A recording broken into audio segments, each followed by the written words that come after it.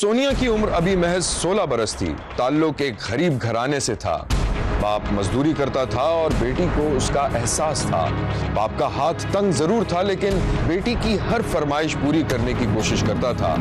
बाप बेटी के इस मिसाली प्यार को एक दिन किसी की नजर लग गई। मैं हूं पारस मसरूर और आप देख रहे हैं कोई देखे न देखे, शब्बीर तो देखेगा। सोनिया की माँ सो रही थी कि ऐसे में उसकी आंख खुल गई। खटर पटर की आवाज सुनी तो हैरान रह गई। अरे सोनिया, तू अभी तक जाग रही है? जी अम्मा, अब्बू का इंतजार कर रही हूँ। अभी तो 11 बजे। आज उन्होंने खुद कहा था देर से आएंगे। पता है मुझे। तुझे कैसे पता? ओह, आज अब्बू ने ना मुझसे वादा किया था कि आते हुए ना मेरे लिए नई सिलाई मशीन लेके आएंगे। अरे तूने क्यों मंगाई सिलाई मशीन? जब एक सिलाई मशीन घर में मौजूद है तो तूने क्यों नहीं फरमाइश करी? तुझे नहीं पता तेरा बाप कितनी मेहनत से कमाता है? फिर तूने नहीं फरमाइश कर दी उनसे? अम्मा, मैंने इसीलिए अब्बू से नई सिलाई मशीन मंगाई। आप देखना, उस नई सिलाई मशीन पे मैं पूरे मोहल्ले वालों के कपड़े सियूंगी और जो पैसे मिलेंगे वो अब्बा को दे दूंगी। अच्छा बस, ज्यादा टट्टर मत कर, चल जा। और हाँ, मैंने खाना रख दिया था तेरे बाप के लिए, आके वो खुद ही खा लेंगे। जाके सो जा, ज्यादा देर तक मत जागा कर। लाइट बंद कर जा। सही है। सोनिया कमरे से बाहर निकली ही थी कि बाप से आमना सामना हो गया। आज तो बहुत ही थक गया। वो आप आ गए? हाँ बेटा आ गया। अम्मा सो गई तुम्हारी? हाँ, बोल के सोई थी कि मुझे जगाना मत। अब क्या मुझे रोटी ला दे बेटा? खाना तो मैं ला देती हूँ, लेकिन आप मशीन नहीं लेके आए। अरे यार, मेरे दोस्त की दुकान बंद हो गई थी, कल ला दूंगा इंशाल्लाह। तो अब्बू आप दूसरी दुकान से ले आते। अरे बेटा, वहाँ से किस्तों पर मिल जाती है, अच्छी चीज मिल जाएगी तो ये कल ला दूंगा इंशाल्लाह। आपको पता है, जब से मोहल्ले वालों को पता लगा ना कि मुझे सिलाई कढ़ाई ये आती है, तब से कभी कोई बोलता है हमारे कपड़े सी दो, कभी कोई बोलता है हमारे कपड़े सी दो। अब पुरानी मशीन में मैं कैसे सीऊं? वो तो कटार हो चुकी है। कोई जरूरत नहीं है मेरी बेटी तुझे इतनी मेहनत करने की। मैं तुझे चंद एक रोज में मशीन ला दूंगा। अभी तेरा बाप जिंदा बैठा है, तो मुझे रोटी ला दे। अच्छा, मैं ला के देती हूँ।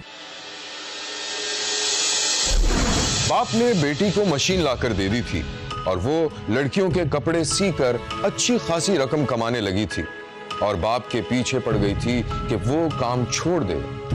इसी दौरान उसके पड़ोस में एक नई फैमिली आकर आबाद हो गई और एक दूसरे के घर आना जाना भी शुरू कर दिया। शब्बीर ने देखा कि एक औरत दरवाजा खटखटा रही थी। सोनिया ने दरवाजा खोला तो सामने एक अमीर सी औरत खड़ी थी जिसके लबों पर मुस्कुराहट थी। अस्सलाम वालेकुम। वालेकुम अस्सलाम। मेरा नाम अफशा है। हम आपके पड़ोस में नए आए हैं। अम्मी है क्या आपकी? जी जी, आप अंदर आए। आज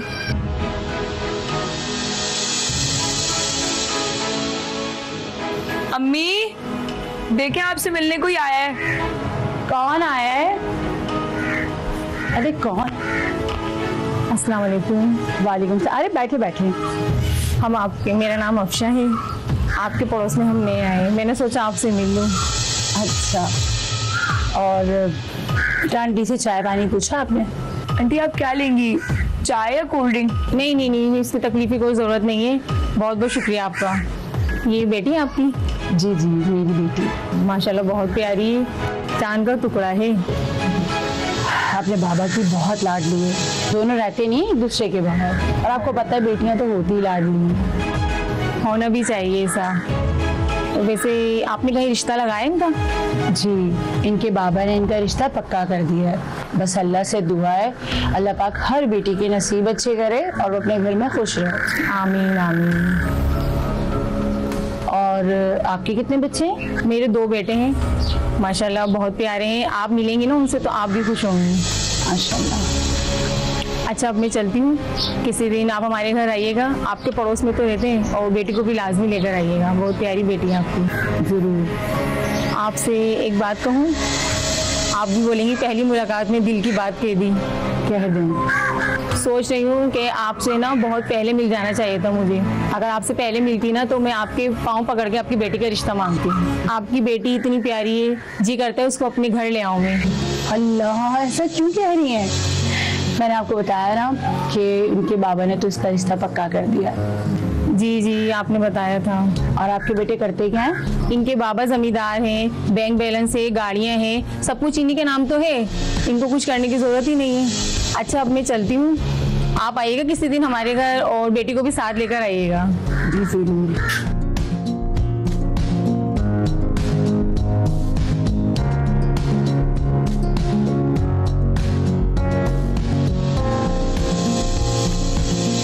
पड़ोसन चली गई तो सोनिया अपनी माँ के पास आ गई। क्या कह रही थी ये? कहना क्या है, तुझको सबके वारियां जा रही थी। यानी? मेरी बात सुनो, तुम्हारे अब्बू ने मुझे रात को ही कहा है कि तुम जो है ना दिन रात सिलाइयां कर करके अपनी सेहत खराब कर ली है। अब बस कर दो, कोई जरूरत नहीं किसी के कपड़े सीने की, वापस करो। क्या हो गया अम्मी? पैसे कमाने कोई बुरी बात तो नहीं है, और वैसे भी अब मैं अब्बू को काम करने नहीं दूंगी। जब देखो बीमार पड़े रहते हैं। मुझे नहीं पता, उन्होंने मुझे कहा था, मैंने तुझे कह दिया। अब बाकी तेरी मर्जी है। चले, थोड़े से ही कपड़े रह गए, मैं सी देती हूँ ना ये। मुझे नहीं पता, मैंने तुम्हारे अब्बा का पैगाम था, दे दिया, अब जाओ। हुआ ये कि एक दिन पड़ोसन के बेटे रहमान से सोनिया की दुआ सलाम हो गई और वो उसे दिल ही दिल में पसंद करने लगा। एक दिन सोनिया कहीं बाहर से अपने घर आ रही थी कि पड़ोस के दरवाजे पर एक लड़के को देखा जो बाहर बिजली का मीटर चेक कर रहा था। अस्सलाम वालेकुम। वालेकुम अस्सलाम। अरे आप इस घर में रहती हैं? जी सोनिया नाम है ना आपका? जी जी। सोनिया जल्दी से अपने घर में घुस गई। अरे अरे, क्या हबड़ तबड़क मचा रही है तू? बराबर वाली आंटी का बेटा बाहर खड़ा होकर मुझसे पूछ रहा है आपका नाम सोनिया है? हाँ, तो उसकी माँ ने बताया होगा। वैसे भी तेरे ऊपर बहुत लट्टू हैं वो लोग। तो फिर तो बदतमीजी तो नहीं की ना? नहीं नहीं, लड़का तो अच्छा है, बिजली के मीटर में काम कर रहा है खड़ा होके। इसी लड़के के लिए रिश्ता मांग रही थी वो। अच्छा, मैं तो कभी ना करूँ ऐसे लड़के से शादी। मैं तो वहीं करूंगी जहाँ मेरे अब्बा ने तय कर दी है। अच्छा बस बस, ज्यादा बड़बड़ करने की जरूरत नहीं है। हमें तो ये भी नहीं पता तेरे अब्बा ने रिश्ता किया कहाँ है। भाई अब अम्मी अब्बू ने कुछ सोचा है ना, तो अच्छा ही सोचा होगा मेरे लिए। ज्यादा जबान चलाने की जरूरत नहीं है। चल जाके हांडी रोटी कर, शाम का टाइम हो रहा है, तेरा बाप आने वाला है। भाई मेरी बात सुने अम्मी, मुझे अभी शादी वादी नहीं करनी है। मुझे अभी बहुत सारा पैसे कमाना है, अब्बा का कर्जा उतारना है। ज्यादा ना अम्मा बनने की जरूरत नहीं है। जा जाके हांडी रोटी कर, शाम का टाइम हो रहा है, अब्बा आने वाले। बढ़िया ही मेरी माँ बनने चली। पड़ोसन ने सोनिया की मां को शीशे में उतार लिया था और वो अपने शौहर के पीछे पड़ गई थी कि बेटी की शादी पड़ोसन के बेटे से ही की जाएगी। एक दिन सोनिया अपने बाप के पांव दबा रही थी कि ऐसे में उसकी मां आ गई। सोनिया, चाय बना दोगी एक कप? बना दी थी। आप पियेंगे? हाँ भाई, क्यों नहीं पीऊंगा, बैठो।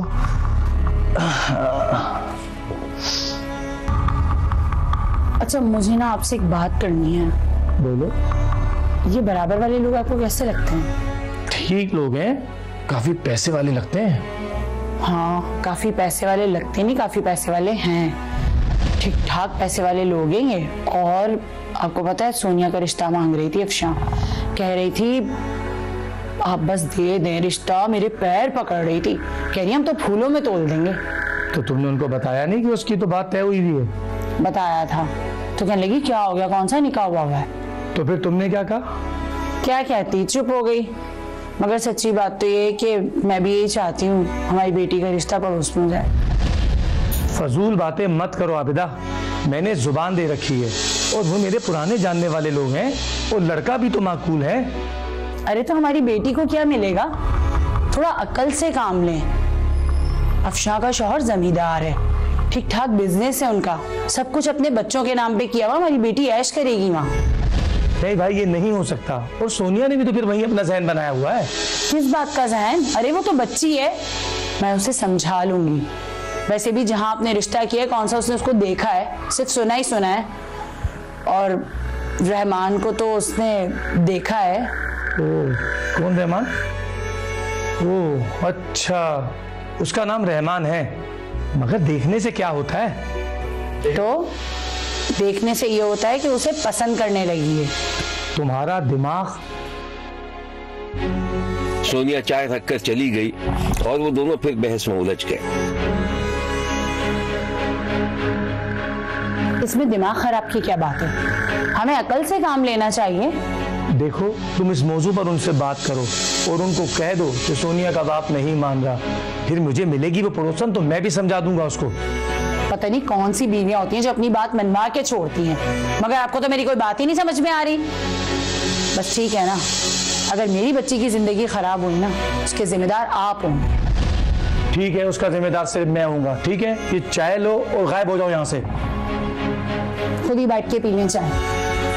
दिमाग खराब करके रखा हुआ है इस औरत ने। सोनिया की मां ने पड़ोसन को सारी बात बता दी थी, लेकिन उसके बावजूद पड़ोसन ने हार नहीं मानी और एक दिन सोनिया के बाप से भी बात कर ली।